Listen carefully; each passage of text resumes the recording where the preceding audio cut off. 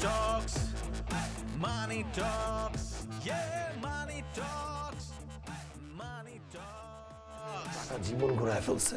আমার তো মাঝে মাঝে মনে হয় যেন একটা টাকার পুকুর করব। টাকার পুকুরে আমি থরে থরে টাকার বান্ডেলগুলো রাখবো, মন যখন চাবে আমি বড়শি ফেলাবো, টান দিয়ে টাকার বান্ডেলগুলো আবার গুছায় গুছায় রাখবো।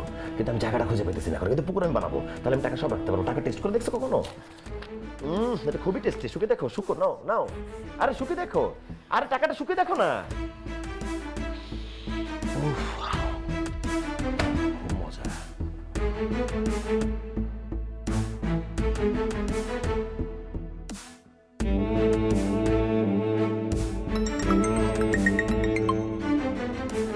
হ্যালো হ্যালো স্যার, আপাতত কয়েকদিন অফিসে আইসেন না, বিশাল ঝামেলা হয়ে গেছে। আমি দৌড়ের উপরে আছি, আপনিও দৌড়ের উপরে থাকেন স্যার। আচ্ছা ঠিক আছে।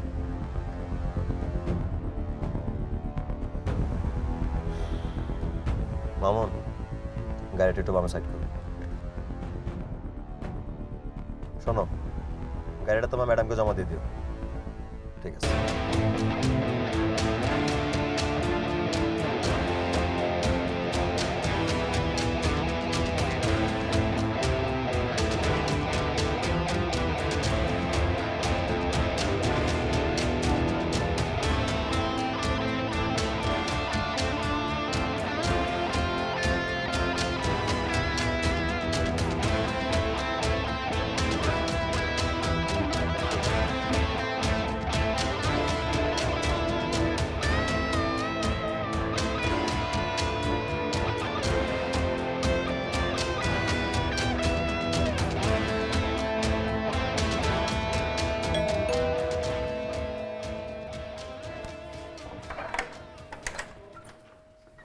আসসালামু আলাইকুম।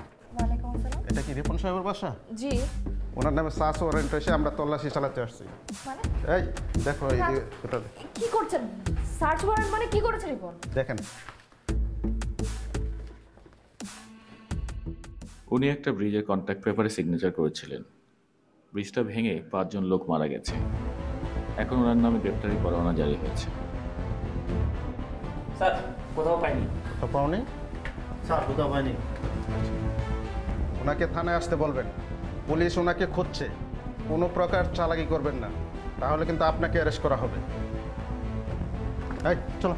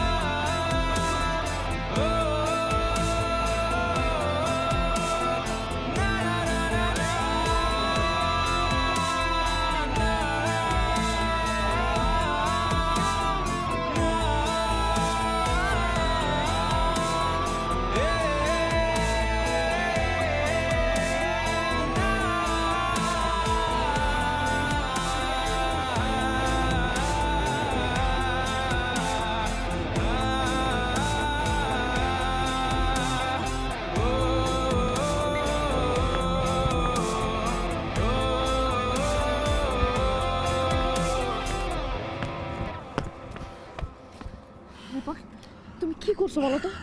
পুলিশ তোমাকে খুঁজতেছে, তোমার নামে ওয়ারেন্ট বের হয়েছে। কি করছো তুমি? পুলিশ খুঁজতেছে? যাক, তাও তো খুঁজতেছে। অনেক লেট করে খুঁজলো, আর আগে খোঁজা উচিত ছিল। তাও তো খুঁজতেছে। কি বলতেছো? আচ্ছা, আমার তো অ্যাকাউন্ট ফ্রিজ হয়ে গেছে, তাই না? হ্যাঁ। তোমার অ্যাকাউন্টও তো ফ্রিজ। চিন্তা করো না, আমি আমাদের বেডরুমের ওয়াশরুমটার ফলস রুফে যে পরিমাণ টাকা রেখে দিছি সেটা দিয়ে তোমার ঠিক মতো চলে যাবে। আর তুমি এক কাজ করো, এখনো সময় আছে, সেফ এক্সিট নিয়ে নাও, দেশের বাইরে চলে যাও। আর তুমি? আই ডোন্ট নো কিভাবে এক্সিট করব, নিজেও বলতে পারতেছি না, কোনো ওয়ে আউট বের করতে পারতেছি না। যদি বের করতে পারি চলে যাব, বাট আমি চাই না তুমি আমার মতো বিপদে পড়ো। তুমি তোমার মতো এখনো সেফলি চলে যেতে পারো। আমি তোমাকে ছাড়া কোথাও যাব না। তুমি যেখানে থাকবো আমি সেখানেই থাকবো।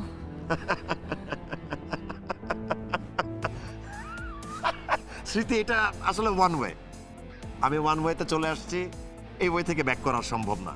আর আমি যেরকম বিপদে পড়ে গেছি, আমি চাইও না তোমরা এরকম বিপদে পড়ো, আমার ফ্যামিলি মেম্বারে কেউ বিপদে পড়ুক। আমি আব্বাকে কল দিছিলাম। আব্বা সামান্য স্কুল টিচার, খুব সাধারণ জীবনযাপন তার। সে আমার ব্যাপারে নিউজগুলো দেখে খুব হতাশ হয়, আমাকে ত্যায্যপুত্র করে দিছে। এতে আমি একটু কষ্ট পাই নাই। ত্যায্যপুত্র করতেই পারে, আমি এমন কাজ করছি, ত্যায্যপুত্র হওয়াই উচিত, আমি সেটারই যোগ্য। Ripon, I am sorry. তোমার আজকে এই পরিস্থিতির জন্য হয়তো আমিও দায়ী। আমিও তোমাকে ফোর্স করছিলাম। I am really sorry. আরে তুমি ব্লেম তোমার নিজের দিকে কেন নিতেছো? তোমার একার তো দোষ না এখানে। তুমি সমাজের মধ্যে সবার দিকে তাকাও না। সবার অনেক অনেক টাকা লাগবে, অনেক দামি দামি জিনিস লাগবে, একটা বড় বাড়ি দরকার, দামি দামি ব্র্যান্ডের গাড়ি দরকার, পকেটে দামি মোবাইল ফোন দরকার। মানুষকে দেখাইতে হবে, তো শো অফ করতে হবে যে আমার কিছু আছে, এই পৃথিবীতে আমি কিছু ওন করি। এটা মানুষকে না দেখানো পর্যন্ত মনে সুখ হয় না। এই যে দেখো, আমার গলায় লাখ টাকার চেইন, আমার হাতে সোনার আংটি, দামি ঘড়ি, দামি জামা কাপড় পরে আছি, কই আমি তো আমার বিপদ থেকে এই টাকা দিয়ে নিজেকে উদ্ধার করতে পারতেছি না। আমার কোনো বন্ধু তো আমার এই বিপদের সময় এসে আমার পাশে দাঁড়াচ্ছে না, আমাকে কেউ বাঁচাচ্ছে, সেটা সম্ভব না। আমি তোমাকে ছাড়া থাকতে পারবো না, প্লিজ তুমি এই পথ থেকে চলে আসো। তুমি সবকিছু ছেড়ে দাও, কিচ্ছু লাগবে না। তুমি আমার আগের রিপোর্টটা হয়ে যাও প্লিজ। আগের রিপন? আসলে আমি এখন এই রিপন হয়ে গেছি, আগের রিপন তো আর হওয়া সম্ভব না।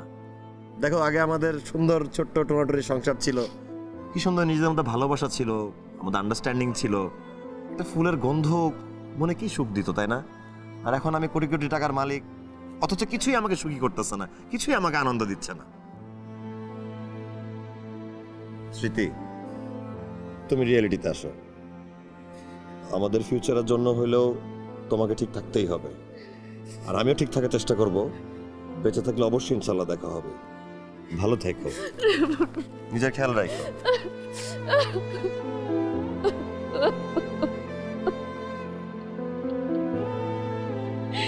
রিপন